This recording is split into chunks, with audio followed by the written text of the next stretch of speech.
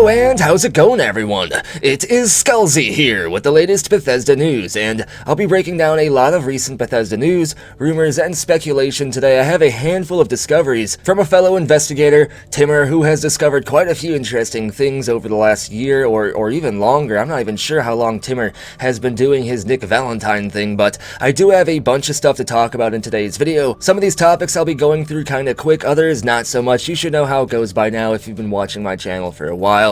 I try to break everything down completely. However, some stuff is just shorter news, but it doesn't mean it's not as interesting, so I'm still going to share even the smaller stuff with you in today's video. However, let's not waste any more time and get to today's information. And I think I'm having like an allergy Daedric attack situation or something, or maybe I tried to summon like some type of Daedric artifact and it's in my body somewhere instead of in my hand. I don't know what happened, but I'm feeling really congested. But either way, let's get to the first thing I want to talk about in today's video. The first discovery I want to talk about was made by Timmer on April 4th, and this is from a graphics programmer at Bethesda Game Studios in Montreal. This is from a LinkedIn profile, and Timmer does put the link and sources in his tweets and discoveries, but I don't want to share them in the video just to give the developer a little bit more privacy, even though LinkedIn is all public, but you should just know that this is legit. And according to this graphics programmer at Bethesda Game Studios in Montreal, back in 2018, they implemented Enlighten, pre-compute, and runtime within Bethesda's creation engine, and Enlighten is another one of those modular engine components which goes perfectly with what Bethesda looks for in their engine upgrades. Like, they usually take other modules, other components separate from their own stuff that would work well with their creation engine and utilize it with their creation engine. In this way, they can have even more fine-tuned specific components and elements of their game engine, because a game engine, after all, isn't just one thing. It's a collection of different things, different systems, different modules that all work together, and this Enlighten pre-compute situation is yet another one of those. It seems like lately people have been making a lot of discoveries regarding what Bethesda Game Studios will be utilizing in their next-gen game engine. I've talked about how they're switching to Oz-type animations, Maya animations, how they're going to be using the Forge for engine optimization, and now we have this Enlighten discovery here. Please wait for me consume skooma, sir. But this is the Enlightened stuff here, and I am no expert in gaming technology at all. I know some stuff, enough stuff, but as you can see, Enlightened would work with UE4, probably UE5 eventually, and also as a separate modular component, which is how Bethesda is using it. And basically, I don't know exactly what everything that Enlightened does, but it seems to primarily focus on making some realistic and more performance-friendly global illumination for large open-world maps, including ray tracing. So this is kind of big. This might indicate that ray tracing is very possible in Starfield and even the Elder Scrolls 6, but I mean, this technology seems like it would go perfectly with what Bethesda does. Large open world maps where they want it to be realistic and look good. So Enlighten will make Bethesda's maps have better global illumination and even ray tracing across large land masses, and if High Rock and Hammerfell are in the game, that means that there will be some areas that aren't as mountainous, even though High Rock will definitely have mountains. I'm just saying, like, Hammerfell but may not have as many mountains and could just have like a lot of open desert areas. So with these long areas where there will be a long visual distance, Bethesda would really benefit from there being a better system for global illumination and lighting and ray tracing if they use ray tracing.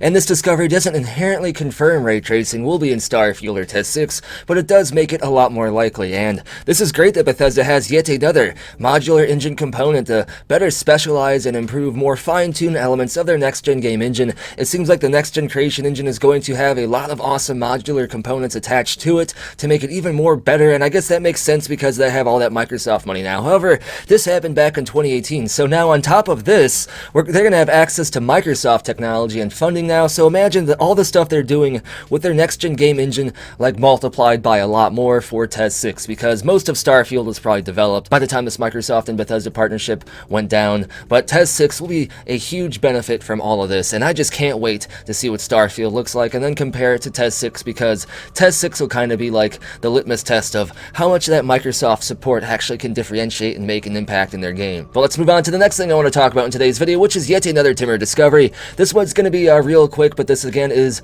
over on LinkedIn and is from Bethesda Game Studios Austin. And according to this LinkedIn profile, there are multiple current games being developed by Bethesda Game Studios Austin. Multiple here, so not just Fallout 76 future content, there's other new games being developed, and this is something I talked about in previous videos. Bethesda Bethesda Game Studios Austin is currently working on some sort of new unannounced project, and I'm kind of assuming it's going to be Spy Team, which is a trademark that Bethesda has filed a long time ago. That's some type of game, and Bethesda Game Studios Austin was formerly Battlecry Studios, and they kind of had a arena shooter game that was in development before they were purchased by Bethesda, and then Battlecry was abandoned. So I'm assuming that they're kind of skilled in that type of game development, and maybe Spy Team will be something like what Battlecry was, only different, obviously, because Spy Team sounds different than Battlecry. But let's move on to the next thing I want to talk about in today's video, which is yet another Timmer discovery, but it's the last one in today's video. So sorry, Timmer, you only get like half the video, dude. I'm sorry, couldn't do more. But according to Timmer, the technical director at Bethesda Game Studios in Montreal left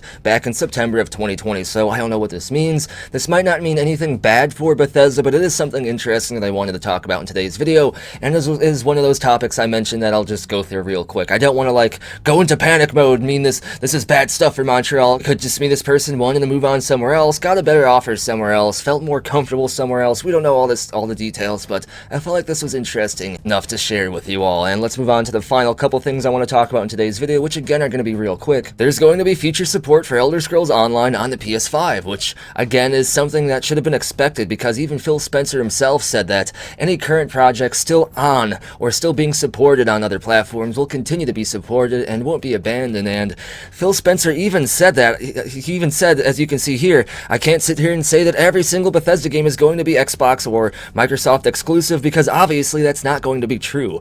We have games that exist on other platforms, and we're going to continue to support those games on the other platforms, and even in the future, there might be things that have either contractual things or legacies on other platforms that we'll go to. And Pompey agrees. He wants his skooma. He really wants his skooma. So yes, Bethesda's not going to be fully Microsoft exclusive forever.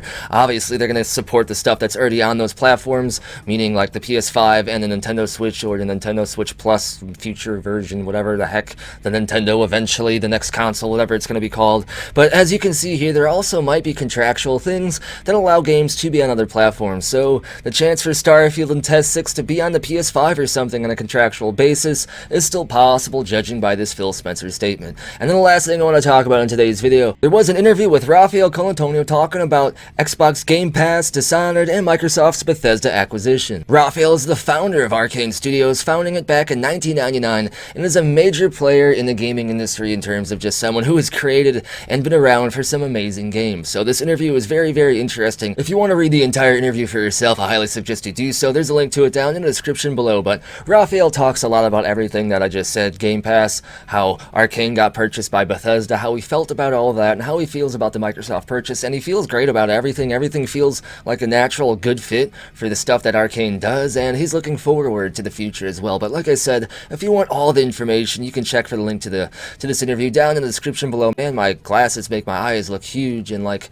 I'm gonna reflect lasers from space on them. But either way, that's everything I wanted to talk about in today's video. As always, if you're interested in going back and listening to specific topics, because I did go through this real quick, you can check for topic stamps down in the description below. But as always, if you enjoyed the content, be sure to give the video a thumbs up, subscribe, and turn notifications on. If you want to help grow the channel, be sure to share the content, share the channel. That YouTube algorithm really ignores channels underneath 100,000 subscribers. However, since I'm going to ask you all to share the content, the channel's been growing a lot faster, so huge thank you. It is much appreciated. And speaking of appreciation, huge shout out to these amazing people for going above and beyond to support the channel and bring you content like this. I will be updating this list with anyone who has subscribed to the channel as an exclusive channel member here on YouTube, anyone who has supported me on Patreon, Coffee, or has made a donation during the stream. You will get your name added to this list this week. So if you've done any of the things I listed within the last couple of weeks since I last updated this list, check for it at the end of the week for your name to be on this list. And if for some reason I missed you, my apologies. Send me a message or something and I'll fix the situation. And don't forget,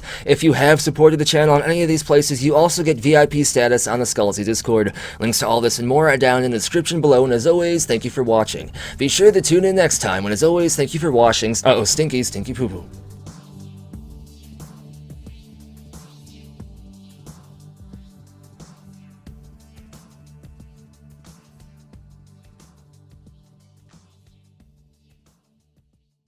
It just works.